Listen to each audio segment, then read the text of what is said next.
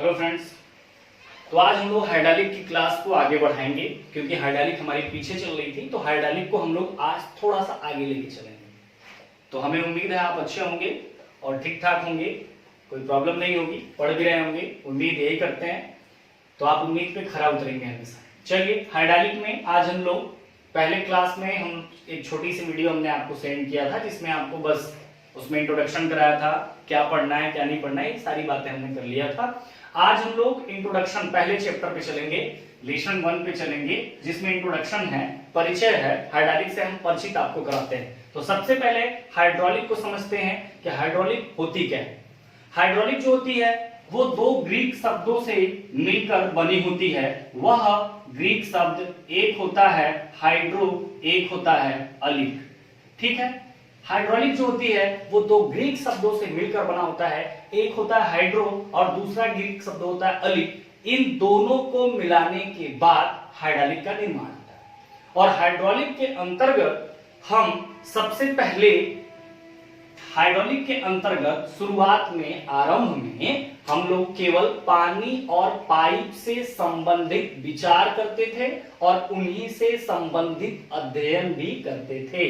मतलब जो हाइड्रोलिक है वो दो ग्रीक शब्दों से मिलकर बनी होती है, हाइड्रो और अलिक, जिनका अर्थ होता है पानी और पाइप, पानी प्लस पाइप, जिनका अर्थ क्या है, पानी, जल और पाइप। तो ये पानी और पाइप या जल और पाइप से संबंधित जो अध्ययन किया जाता था वह हाइड्रोलिक कहलाता है। लेकिन ये उस टाइम, प्रारंभिक टाइम की यह हाइड्रोलिक की बातें हैं। आज के दौरान हम केवल जल पाइप तक ही सीमित नहीं हैं, बल्कि अनेक प्रकार के लिक्विड, अनेक प्रकार के तरलों और अनेक प्रकार के मार्ग को भी सम्मिलित करते हैं हाइड्रोलिक के अंतर्गत।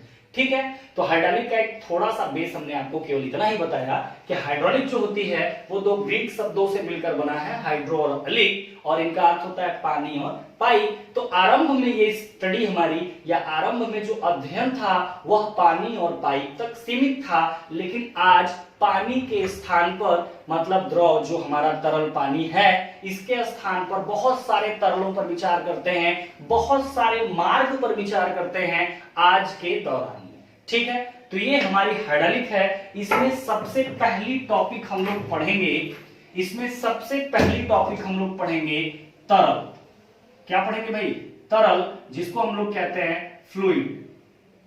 ठीक है, तरल जो है ये बहुत तेज आपके एग्जाम में भी पूछता है और तरल को समझना इसलिए जरूरी है क्योंकि यह पूरे हाइड्रोलिक में तरल तरल तरल नाम लिया जाना है, तो आपको तरल को समझना बहुत जरूरी है। तरल, फ्लूइड। कुछ लोग तरल को समझते हैं कि द्रव है। नहीं, द्रव की अपनी खुद की प्रॉपर्टी अलग है, गैसों की अपनी खुद की प्रॉपर्टी अलग है। द्रव अलग चीज है, गैस अलग चीज है और तरल अलग चीज है। तो हम लोग आज द्रव और गैस पे बात नहीं करेंगे, बल्कि हम लोग किस पे बात करेंगे? तरल पर, एक नई चीज पर, जिनको कंफ्यूजन में लोग रहते हैं कि नहीं द्रव ही तरल है, नहीं ऐसा कुछ नहीं, गैस ही तरल है, ऐसा कुछ नहीं है। तरल को हम लोग आज बखूबी पढ़ेंगे कि एक्चुअली तरल होता क्या है। तरल जो होता है, फ्लूइड जो होता है, तरल वे पदार्थ होते हैं, तरल वे पदार्थ होते हैं जो जिसमें बहने की क्षमता होती है। बात समझिए, एक छोटी सी लाइन, अगर आपको कुछ नहीं याद होता तो आप इतना जान लीजिए कि तरल वे पदार्थ होते हैं जिसमें बहने की क्षमता होती है। बहने की क्षमता का मतलब जो एक स्थान से दूसरे स्थान को जा सकता है, मतलब फ्लो हो सकता है। फ्लो की कैपेसिटी अगर उस पदार्थ में है तो निश्चित तौर पर वह तरल कहलाता है। समझ में आई बात? पूरी भाषा अगर देखें तरल की, तो तरल वे पदार्थ हैं जिसमें बहने की क्षमता होती है और साथ ही साथ सामान्य तापमान पर भी, नॉर्मल टेम्परेचर पर भी अपना आकार और आयतन निश्चित नहीं रख पाते, वरन अर्थात जिस पात्र में, जिस बर्तन में उनको रखा जाता है उसी का आकार वह धारण कर लेते हैं। ऐसे पदार्थ क्या कहलाते हैं? तरल कहलाते हैं। फिर से एक बात, सबसे नॉर्मल सी बात, तरल वे पदार्थ हैं जिसमें बहने की क्षमता होती है। तो तरल वे पदार्थ हैं जिसमें बहने की क्षमता होती है। तो अब अगर बात करें द्रव में बहने की क्षमता है या नहीं है, द्रव का मतलब जैसे जल हो गया, केरोसिन हो गया, पेट्रोल हो गया, डीजल हो गया, अल्कोहल हो गया, ये जितने हैं सबके सब द्रव में बहने की क्षमता है, मतलब सभी के सभी क्या हैं, तरल है। लेकिन अब गैसों की बात करें, ऑक्सीजन हो, नाइट्रोजन हो, चाहे कोई भी गैस हो, उसमें बहने की क्षमता है, तो हाँ वह तरल ही कहलाएगी। इसका मतलब ये है कि द्रव, सभी के सभी द्रव, ध्यान दीजिए, सभी के सभी द्रव गैस नहीं है या गैस द्रव नहीं है, लेकिन तरल क्या कह रहा है, तरल ये कह रहा है जिसमें बहने की क्षमता हो, और हम ये देख रहे हैं कि द्रव में भी बहने की क्षमता है और गैसों में भी बहने की क्षमता है। तो तरल जो है वो द्रव गैस दोनों तरल के अंतर्गत आते हैं। लेकिन अब ये कहें कि नहीं भैया द्रव गैस है या गैस द्रव है, नहीं, ये बात नहीं है। द्रव की अपनी खुद की प्रॉपर्टी है, गैस की अपनी खुद की प्रॉपर्टी है, मतलब द्रव अलग चीज है, गैस अलग चीज है। लेकिन अगर तरल पे बात करें तो तरल का मतलब साफ साफ है कि जिसमें बहने की क्षमता हो, जिसमें फ्लो की कैपेसिटी है, जो एक स्थान से दूसरे स्थान को जा सकता है। इसका मतलब द्रव भी एक स्थान से दूसरे स्थान को जा सकता है, गैसें भी एक स्थान से दूसरे स्थान को जा सकती हैं। तो निश्चित तौर पर हम ये कह सकते हैं कि सभी के सभी द्रव और सभी के सभी गैस क्या है भाई, तरल है। ठीक है, तो तरल की परिभाषा लिखिएगा, तरल वे पदार्थ हैं, तरल वे पदार्थ हैं जिसमें बहने की क्षमता होती है, जिसमें बहने की क्षमता होती है। अतः सामान्य तापमान पर भी, अतः सामान्य तापमान पर भी ये अपना आकार और आयतन, ये अपना आकार और आयतन निश्चित नहीं रख पाते, निश्चित नहीं रख पाते, वरन जिस पात्र में रखा जाता है, जिस पात्र में रखा जाता है उसी का आकार धारण कर लेते हैं, उसी का आकार धारण कर लेते हैं। ठीक है, स्टार बना के लिख लीजिएगा नीचे अपनी जानकारी के लिए, नोटिस करने के लिए, कि सभी के सभी द्रव, सभी के सभी द्रव और सभी की सभी गैसें, सभी के सभी द्रव और सभी के सभी गैसें तरल कहलाती हैं या तरल होती हैं। अब हम लोग बात करेंगे तरल के वर्गीकरण पर, क्लासिफिकेशन ऑफ फ्लूइड। ठीक है, तरल का वर्गीकरण, ध्यान दीजिए, ये भी आपके एग्जाम में तरल की परिभाषा और तरल का वर्गीकरण बहुत तेज पूछा जाता है, लेकिन तरल नाम से नहीं पूछा जाता, ये भी आप ध्यान रखेंगे। हिंदी में लिखेगा फ्लूइड, फ्लूइड, और इंग्लिश में FLUID लिख देगा। इसका मतलब आप तरल ढूंढते रह जाएंगे और तरल कहीं दिखाई नहीं देगा। तो तरल आप जानिए, लेकिन उसका इंग्लिश टर्म जरूर जानिए कि तरल को क्या कहते हैं, फ्लूइड, क्योंकि एग्जाम में आपसे पूछता है कि फ्लूइड किसको कहते हैं। तो फ्लूइड किसको कहेंगे भाई, तरल वे पदार्थ है जिसमें बहने की क्षमता है। अतः सामान्य तापमान पर भी ये अपना आकार और आयतन निश्चित नहीं रख पाते, जिस बर्तन में रखते हैं उसी का आकार धारण कर लेते हैं। मतलब क्या है, मतलब ये है कि जैसे जल है, एक बाल्टी में रखा जाए तो बाल्टी का आकार धारण किया, लेकिन उसी को एक बोतल में रख देंगे तो बोतल जिस भी शेप का रहेगा उसी के शेप का पानी या जल उसमें प्रविष्ट होकर उसी के शेप का बन जाएगा। इसका मतलब क्या है, इसका मतलब यही हुआ ना कि तरल, द्रव, जल तो है ही तरल, इसका मतलब इनको जिस पात्र में रखा जाएगा ये उसी का आकार धारण कर लेते हैं, कोई बड़ी बात नहीं।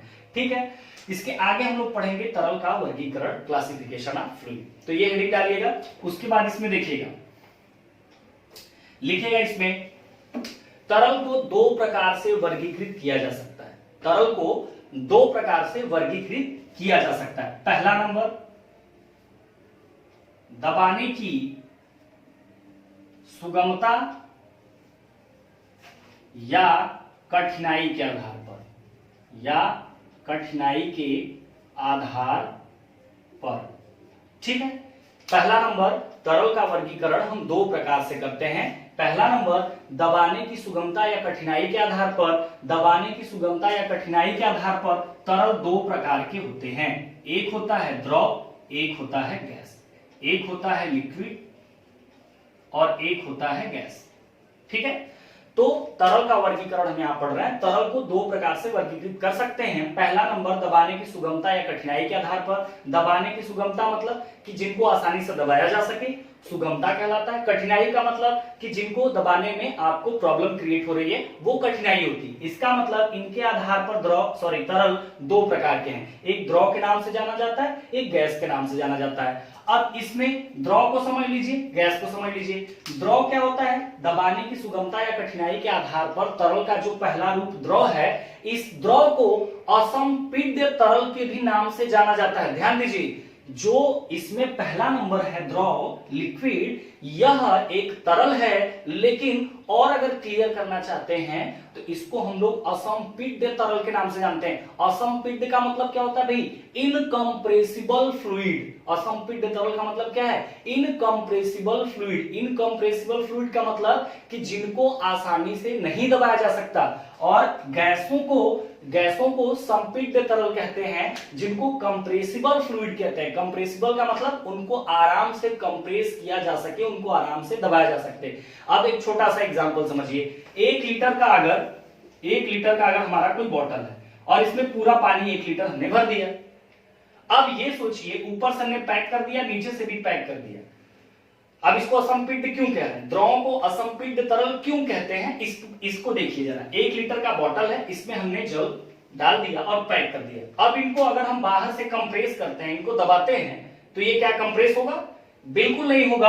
अगर यहां से लीकेज है तो यहां से जल निकल जाएगा। लेकिन आप ये सोचिए, 1 लीटर के जल को हम आधे लीटर के बोतल में कंप्रेस करके रख ले, ये पॉसिबल नहीं है। इसका मतलब क्या है कि इनको आसानी से, द्रवों को आसानी से नहीं दबाया जा सकता। इसीलिए इनको कहा जाता है कि यह असंपीड्य तरल है, मतलब ये इनकम्प्रेसिबल फ्लूइड है। और मतलब यही हुआ कि 1 लीटर को हम आधे लीटर में पैक नहीं कर सकते लिक्विड को। इसका मतलब ये क्या है? इनकम्प्रेसिबल फ्लूइड है। जबकि अगर इसी में गैस होता, 1 लीटर के बोतल में अगर गैस होती, तो इसको हम आधे लीटर में भी कंप्रेस करके इस गैसों को रख सकते थे। इसका मतलब ये है कि जो गैसें हैं वो कैसी हैं? वो कंप्रेसिबल फ्लूइड है। जबकि लिक्विड क्या है, द्रव क्या है? वो कंप्रेसिबल फ्लूइड नहीं है। मतलब ये हुआ कि जो द्रव होता है वह इनकम्प्रेसिबल फ्लूइड के नाम से जाना जाता है, और जो गैस होता है वह कंप्रेसिबल फ्लूइड के नाम से जाना जाता है। मतलब यह असंपीड्य तरल के नाम से जाना जाता है और यह संपीड्य तरल के नाम से जाना जाता है। मतलब ये इनकम्प्रेसिबल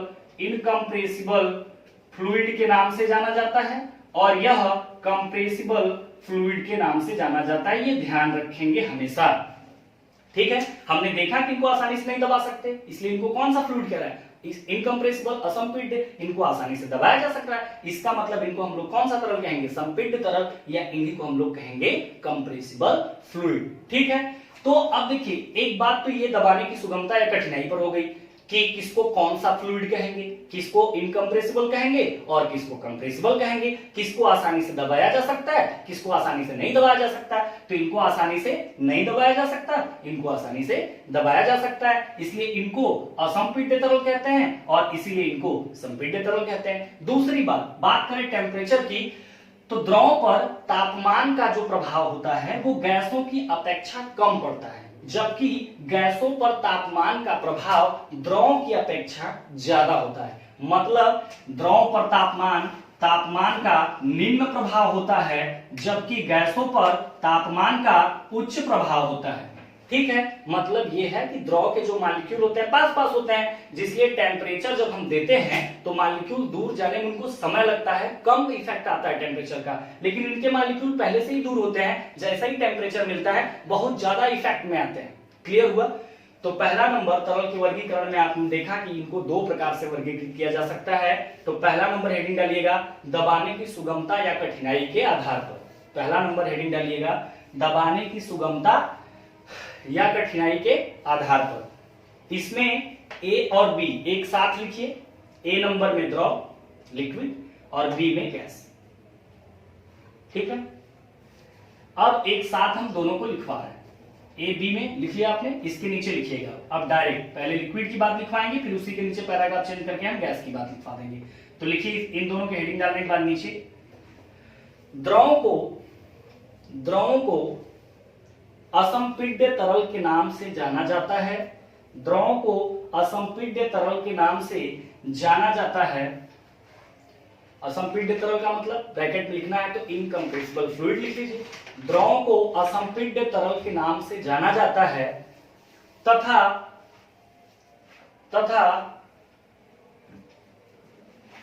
इनको आसानी से नहीं दबाया जा सकता,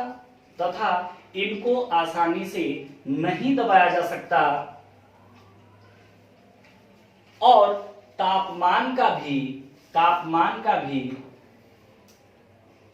कम प्रभाव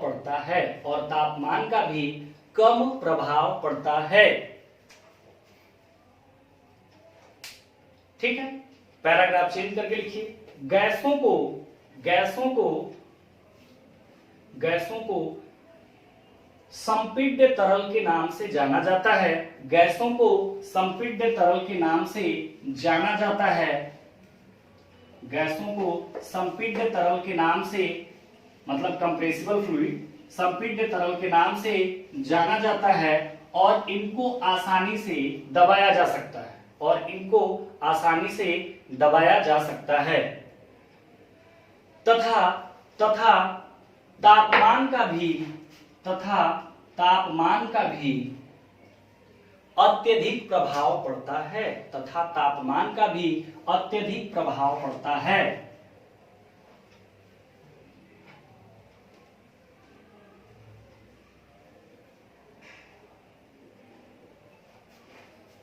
ठीक है भाई, ये हो गया दूसरा नंबर। सैद्धांतिक तथा व्यवहारिक आधार पर हम लोग तरल का वर्गीकरण पढ़ रहे हैं। पहला नंबर दबाने की सुगमता या कठिनाई के आधार पर द्रव और गैस हुए। दूसरा नंबर सैद्धांतिक तथा व्यवहारिक आधार पर। सैद्धांतिक तथा व्यवहारिक आधार का मतलब क्या है? सैद्धांतिक का मतलब आप जानते हैं, सैद्धांतिक का मतलब होता है जो बातें नियम कानून के साथ रखी जाएं, जो शर्तों के साथ रखी जाएं, जिसमें नियम कानून लागू हो, जिसके लिए बाउंडेशन हो, उनको हम लोग सैद्धांतिक कहते हैं। व्यवहारिक के लिए कोई बांड नहीं होता, व्यवहारिक के लिए कोई नियम कानून शर्त नहीं होता, वो हमारे दैनिक जीवन की व्यवहारिक चीजें होती है। समझ में आई बात? तो सैद्धांतिक तथा व्यवहारिक आधार पर तरल जो है ए और बी, एक होता है आदर्श तरल या इसी को हम लोग कहते हैं पूर्ण तरल। तो क्या कहते हैं इसको भाई? Ideal fluid or perfect fluid, ठीक है। दूसरा हमारा होता है वास्तविक तरल या इसी को कहते हैं व्यवहारिक तरल, ठीक है। Real fluid or practical fluid, ठीक है भाई। इसका मतलब यह है कि सैद्धांतिक तथा व्यवहारिक आधार पर तरल दो प्रकार के हैं, एक आदर्श तरल या उसी को हम लोग पूर्ण तरल कहते हैं, मतलब आइडियल फ्लूइड है, या फिर उसी को हम लोग परफेक्ट फ्लूइड कहते हैं। दूसरा व्यवहारिक तरल है, सॉरी वास्तविक तरल है, या इसी को हम लोग क्या कहते हैं? व्यवहारिक तरल, मतलब रियल फ्लूइड है, रियल फ्लूइड, या इसी को हम लोग प्रैक्टिकली फ्लूइड भी कहते हैं। अब देखिए ये जो दूसरा वाला क्लासिफिकेशन है ये वेरी वेरी मस्ट इंपॉर्टेंट है, मतलब ये आपके एग्जाम में सबसे ज्यादा पूछा जाता है। आदर्श तरल को पर्टिकुलर नाम से पूछा जाता है कि आइडियल फ्लूइड को आप बताइए क्या होता है, मतलब फ्लूइड की डेफिनेशन पूछेगा और आदर्श तरल की परिभाषा पूछ सकता है, इनकी परिभाषा पूछ सकता है, वर्गीकरण भी पूछ सकता है। लेकिन वर्गीकरण में ये दूसरा जो वर्गीकरण हम किए हैं ये सबसे ज्यादा पूछा जाता है। फिलहाल आप दोनों वर्गीकरण जानेंगे, लेकिन ये वाला जो क्लासिफिकेशन है ये बहुत ज्यादा इंपॉर्टेंट रहता है। क्लियर हुआ? तो हम आइडियल फ्लूइड को देखें कि ideal fluid or perfect fluid किसको कहते हैं, और आदर्श तरल या पूर्ण तरल देखिए इसका हिंदी नाम से आपके एग्जाम में कम पूछा जाता है, आइडियल फ्लूइड के नाम से ज्यादा पूछा जाता है और परफेक्ट फ्लूइड के नाम से ज्यादा पूछा जाता है। तो आप इस बात का ध्यान रखेंगे। तो सैद्धांतिक तथा व्यवहारिक आधार पर आइडियल फ्लूइड को समझते हैं। आइडियल फ्लूइड का मतलब, आइडियल का मतलब आदर्श, मतलब एकदम बिल्कुल सही होना चाहिए, इसके नाम से ही पता चल रहा है आइडियल होना चाहिए। तो आइडियल का मतलब क्या है? अब ध्यान दीजिए, हमने आपको तरल की बात बताई थी ना। तरल क्या है? तरल का मतलब जिसमें बहने की क्षमता हो, अर्थात तरल का मतलब यही है कि जो बहना चाहता है। अब जो जितना अच्छा बहेगा, चाहे वो द्रव हो चाहे गैस हो, अगर वो जितना स्मूथली फ्लो हो, उसका कोई विरोध न हो, जितना अच्छे से बह सके, वो अच्छा ही तरल होगा, वो उतना ही अच्छा तरल होगा।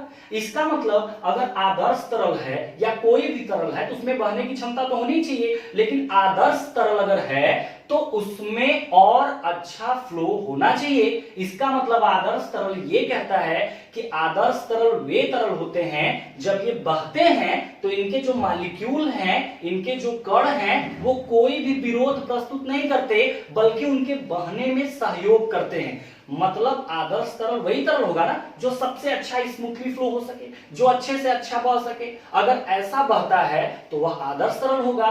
तरल का मतलब जिसमें बहने की क्षमता हो, और जो जितना अच्छा अगर बहता है, बिना किसी विरोध का अगर बहता है, उसमें कोई प्रतिरोध नहीं आता है, तो निश्चित तौर पे वो कौन सा तरल होगा? आदर्श तरल होगा। और व्यवहारिक तरल क्या होगा? व्यवहारिक तरल का मतलब ये होगा कि भाई उसमें प्रतिरोध तो आना आवश्यक है। इसका मतलब आदर्श तरल जितना ये फ्लो तो हो नहीं सकता, तो इसलिए आदर्श तरल जो होता है, आदर्श तरल वे तरल होते हैं जब ये बहते हैं तो इनके जो मॉलिक्यूल होते हैं, जैसे मान लीजिए यही हमारा कोई तरल है और ये हम इसको आदर्श बनाना है, या ये आदर्श है, तो इसमें का जो मॉलिक्यूल हैं, इनमें जो पार्टिकल हैं इनके, वो इसके बहने में कोई भी विरोध प्रस्तुत नहीं करेंगे। मतलब अगर ये इधर से इधर फ्लो होना चाहता है तो जो भी मॉलिक्यूल हैं इनके, वो रोकने की कोशिश नहीं करते, बल्कि उनका सपोर्ट करते हैं कि अच्छा आप बहिए। इसका मतलब क्या है कि अगर ऐसा कोई फ्लूइड है तो ऐसे फ्लूइड को हम लोग आइडियल फ्लूइड के नाम से जानते हैं। क्लियर हुआ? तो आप इसमें ए में हेडिंग डालिएगा, ideal fluid or perfect fluid. तो आइडियल फ्लूइड में हम आपको लिखवा देते हैं कि आइडियल फ्लूइड क्या होता है। तो आइडियल फ्लूइड में लिखिएगा, आदर्श तरल वे तरल होते हैं, आदर्श तरल वे तरल होते हैं जिनके बहने में, जिनके फ्लो होने में, आदर्श तरल वे तरल होते हैं जिनके बहने में उनका कण या उनके कण, आदर्श तरल वे तरल होते हैं जिनके बहने में उनका कोई भी कण, ऐसे लिखिए, आदर्श तरल वे तरल होते हैं जिनके बहने में उनका कोई भी कण, उनका कोई भी कण प्रतिरोध प्रस्तुत नहीं करता है। उनके बहने में उनका कोई भी कण प्रतिरोध प्रस्तुत नहीं करता है, आदर्श तरल कहलाता है। ठीक है भाई। वास्तविक तरल या व्यवहारिक तरल, इसकी हेडिंग डालिएगा, real fluid or practical fluid. अब देखिए वास्तविक तरल या व्यवहारिक तरल क्या है। अब ये वास्तविक का मतलब ये आदर्श वाला एक मानी हुई चीज। अब ऐसा कोई भी फ्लूइड नहीं है, ऐसा कोई भी तरल नहीं है। तरल का मतलब सभी की सभी द्रव और सभी की सभी गैस हैं। तो ऐसा कोई भी द्रव नहीं, ऐसा कोई भी गैस नहीं कि जब वो फ्लो हो, जब वो बहे तो उनके मॉलिक्यूल कुछ न कुछ प्रतिरोध प्रस्तुत अवश्य न करें। उनको करना ही है, लेकिन हम एक आइडियल केस से, एक आइडियल सोच से हम आइडियल फ्लूइड को मानते हैं। वास्तव में संभव नहीं है कि कोई आदर्श तरल हो, ऐसा कोई तरल हो भैया जो बहे और उनका कोई भी मॉलिक्यूल विरोध प्रस्तुत ना करे, ऐसा तो पॉसिबल है नहीं। लेकिन हमें कल्पना स्वरूप ऐसा माना जाता है कि अगर ऐसा कभी होता है तो इसको हम लोग आदर्श तरल कहेंगे। तो रियल फ्लूइड क्या है? रियल मतलब वास्तविक टाइप का, व्यवहारिक टाइप का है, तो इसमें प्रतिरोध का होना पॉसिबल है और होता भी है। तो ऐसे तरल को हम कौन सा तरल कहते हैं? वास्तविक तरल या व्यवहारिक।